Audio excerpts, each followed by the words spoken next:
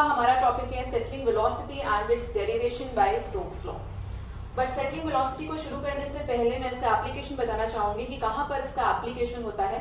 जब हम sewage treatment की बात करते हैं तो सीवेज ट्रीटमेंट में एक बहुत ही इंपॉर्टेंट प्रोसेस होता है सेडिमेंटेशन का।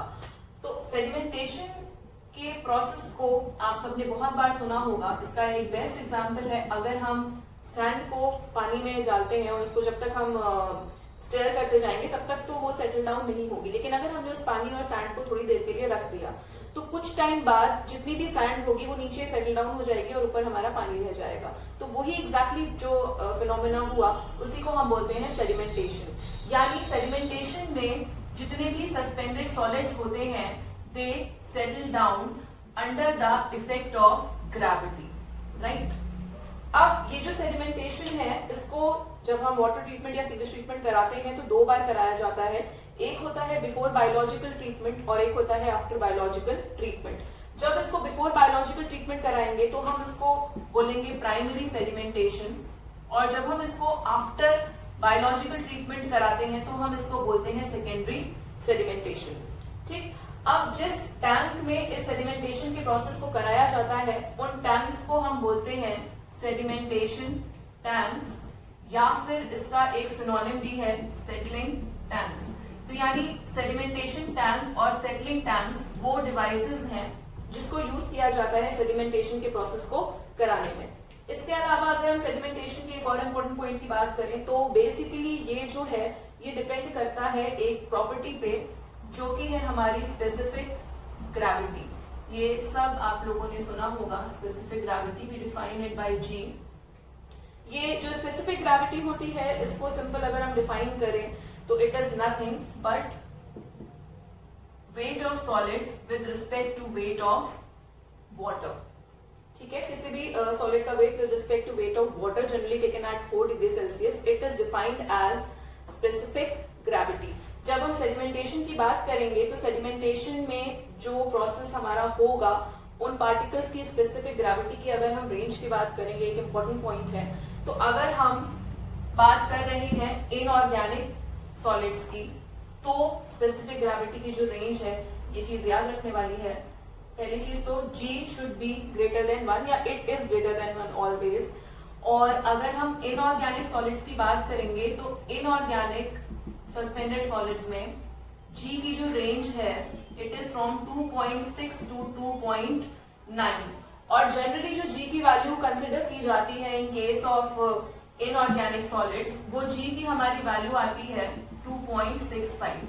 तो जो एक एक्यूरेट वैल्यू, या अगर हम कहें कि हमें क्वेश्चन में वैल्यू नहीं गिवन है तो हम कौन सी वैल्यू कंसिडर करेंगे, तो एक जो एवरेज वैल्यू हम यूज करते हैं in case of inorganic suspended solid वो है 2.65। और अगर हम ऑर्गेनिक सॉलिड्स की बात करेंगे तो ऑर्गेनिक सॉलिड्स में जो G की रेंज है दैट इज फ्रॉम 1 टू 2, और इस केस में जो एवरेज वैल्यू हम कंसिडर करते हैं इट इज 1.2। तो ये बहुत ही इंपॉर्टेंट पॉइंट है रिगार्डिंग स्पेसिफिक ग्रेविटी, क्योंकि जो सेडिमेंटेशन का प्रोसेस है वो स्पेसिफिक ग्रेविटी पर डिपेंड करता है सॉलिड्स की। तो हमने देखा कि दो हैं, इनऑर्गेनिक और ऑर्गेनिक। इनऑर्गेनिक के केस में हमारी रेंज ये है और ऑर्गेनिक के केस में हमारी रेंज है 1 से 2, और 2.65 और 1.2। ये वैल्यूज यहाँ पे याद रखने वाली हैं। जनरली कॉम्पिटिटिव एग्जाम्स में ऑप्शंस दे दिए जाते हैं और ये वैल्यूज पूछ ली जाती है डायरेक्टली। तो this is all about sedimentation. अब हम बात करते हैं सेटलिंग वेलोसिटी की, कि ये सेटलिंग वेलोसिटी सेडिमेंटेशन से कैसे रिलेटेड है या क्या रोल प्ले करती है इन प्रोसेस ऑफ सेडिमेंटेशन। तो जब हमारा कोई भी पार्टिकल किसी भी फ्लूइड से पास होता है या किसी भी फ्लूइड के अंदर से गुजरता है तो उस पार्टिकल के ऊपर बेसिकली 3 टाइप की फोर्सेस हमारी एक्ट करती हैं। फॉर एग्जाम्पल, जस्ट मैं आपको एग्जाम्पल बताती हूँ। अगर ये हमारा सपोज एक वाटर कॉलम है, यहाँ से हमारा वाटर कॉलम है ये पूरा, राइट। इस वाटर कॉलम में हमारा एक सॉलिड पार्टिकल है जो कि ये नीचे की तरफ जा रहा है, ठीक है, with some falling velocity v, capital V। इस टाइम पे इस पार्टिकल के ऊपर हमारी जो है वो 3 फोर्सेस एक्ट करती हैं, राइट। 3 फोर्सेस कैसे एक्ट करेंगी, अगर हम इसको थोड़ा सा यहाँ पे बड़ा बना करके देखेंगे, ये पार्टिकल हमारा पानी में नीचे की तरफ जा रहा है, तो एक तो इसकी खुद की फोर्स होगी capital W which is the weight of this solid particle. दूसरा, अपवर्ड डायरेक्शन में एक फोर्स लगेगी FB which is the buoyant force. एक और फोर्स एक्ट करती है अपवर्ड डायरेक्शन में विच इज FD। तो ये अभी मैंने एक लेआउट बताया है कि जब पार्टिकल हमारा नीचे की तरफ जाएगा पानी में से, क्योंकि हमारे सीवेज में सॉलिड पार्टिकल्स होते हैं, तो उनपे ये तीन फोर्सेस हमारी एक्ट करेंगी। अब जो सेटलिंग वेलोसिटी है, तो सेटलिंग वेलोसिटी जब हमारी जनरेट होगी, या ये अभी जो पार्टिकल है हमारा v वेलोसिटी से फॉल हो रहा है, v is fall velocity, right. लेकिन ये जो फॉल वेलोसिटी है ये कुछ टाइम के बाद कन्वर्ट हो जाएगी vs में, which is our settling velocity. और ये जो vs है ये हमारी एक कांस्टेंट वेलोसिटी होती है, राइट। vs हमारी एक कांस्टेंट वेलोसिटी होती है जिससे हमारा पार्टिकल नीचे की तरफ सेटल होना शुरू होता है। तो अगर हमें सेटलिंग वेलोसिटी को डिफाइन करना है तो हम सिंपल कहेंगे, जब भी हमारा पार्टिकल पानी में से नीचे की तरफ जाएगा, पानी में मूव करेगा, कुछ टाइम बाद उसकी फॉलिंग वेलोसिटी एक कांस्टेंट वेलोसिटी में चेंज हो जाएगी, and that constant velocity is known as settling velocity, and this velocity is responsible for the process of sedimentation. यानी ये कांस्टेंट वेलोसिटी वो वेलोसिटी है जिस वेलोसिटी से हमारा ये पार्टिकल पानी में सेटल डाउन हो जाएगा। दो चीजें याद रखनी है, it is a constant velocity and it is responsible for the process of sedimentation, right. अब इसके बाद हम बात करेंगे और ज्यादा डिटेल में। ये जो मैंने डायग्राम बनाया है इसमें तीन फोर्सेस लिखी हैं, तो ये तीनों फोर्सेस क्या हैं और कहां से हैं, हम इसकी बात करते हैं। तो सबसे पहले हम कैपिटल W की बात करते हैं। ये हमारा जो कैपिटल W है ये हमारा पार्टिकल है, ये जब पानी के अंदर जा रहा है, तो सबसे पहले हम बात करते हैं W की। तो जो कैपिटल W है, मैंने बोला थ्री फोर्सेस एक्ट करेंगी, पहले यहाँ पे मैं उसको मेंशन कर देती हूँ। Act on a spherical particle, spherical term is important, which is moving, which is falling, or I should say, in a fluid, right? That three forces are, first one is capital W. Capital W is nothing but the weight of the spherical particle. Weight of the spherical particle, and by this arrow I am showing the direction of the force in which it is acting. Weight हमेशा नीचे की तरफ लगेगा, it is a gravitational force, इसलिए ये जो weight का हमने direction बनाया है it is in downward direction. The second force is FB. This is buoyant force, right? And the direction of this force will be in upward direction.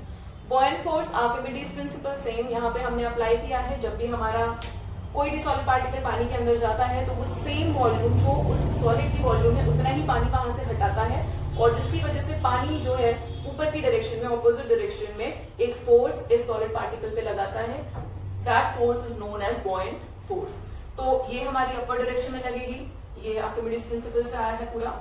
Last force is FD. This FD is nothing but the drag force, and the direction of this force, as you can see in the diagram, is in upward direction. मेरे को लगता है कि ये दोनों forces तो आपको पता ही होंगी, weight और buoyant force, there is nothing new in this, but the last force which is the drag force, ये मैं थोड़ा सा explain करना चाहूंगी यहाँ पे। This drag force, ये जो ड्रैग फोर्स है ये हमारा आपने स्टोक्स लॉ, जब हम यहाँ पे बात करें कि स्टोक्स लॉ से आया है, तो ये स्टोक्स लॉ से रिलेटेड है। जो ड्रैग फोर्स होती है हमारी वो रेजिस्टिव फोर्स होती है। अगर हम ड्रैग फोर्स को डिफाइन करेंगे तो हम कह सकते हैं कि it is a kind of resistant force, और ये बॉडी के मोशन को हमेशा अपोज करती है। एक छोटा सा एग्जाम्पल है, आप लोगों ने पढ़ा होगा ड्रैग फोर्स के बारे में। जब हमारा कोई भी प्लेन जब एयर में होता है, हवा में होता है, तो उस प्लेन की बॉडी पे और जो हवा होती है वो उन दोनों के बीच में फ्रिक्शन टाइप का आता है, और जो एयर होती है, जो विंड होती है, वो उस प्लेन पे ड्रैग फोर्स लगाती है। तो ड्रैग फोर्स रेजिस्टिव फोर्स होती है जो बॉडी के मोशन को अपोज करती है, राइट। एक प्लेन और हवा का आप एग्जांपल कंसिडर कर सकते हैं। सेम चीज यहाँ पे भी हो रही है, दो डिफरेंट टाइप ऑफ फ्लूइड, दो डिफरेंट टाइप ऑफ बॉडीज हैं, एक हमारे सॉलिड है, एक हमारा फ्लूइड है, जैसे कि प्लेन और एयर था, फिर से सॉलिड और फ्लूइड का कॉम्बिनेशन था। सिमिलरली यहाँ पे भी सॉलिड और फ्लूइड का कॉम्बिनेशन है। सॉलिड यहाँ पे है सस्पेंडेड पार्टिकल्स और फ्लूइड हमारा है वाटर, राइट। तो ड्रैग फोर्स जो है हमारी, जो हमने एफबी से डिनोट की है, ये हमारी एक टाइप की रेजिस्टेंट फोर्स होती है, ठीक है। और ये पहला पॉइंट रेजिस्टेंट फोर्स है। दूसरा, हमेशा ये एक्ट करेगी ऑपोजिट टू मोशन, जो मोशन होगा उसके ऑपोजिट डायरेक्शन में ये ड्रैग फोर्स हमेशा एक्ट करेगी। और अगर हम स्टोक्स लॉ की बात करें तो इसका जो फॉर्मूला निकल करके आया था, that is this 6 pi mu R D.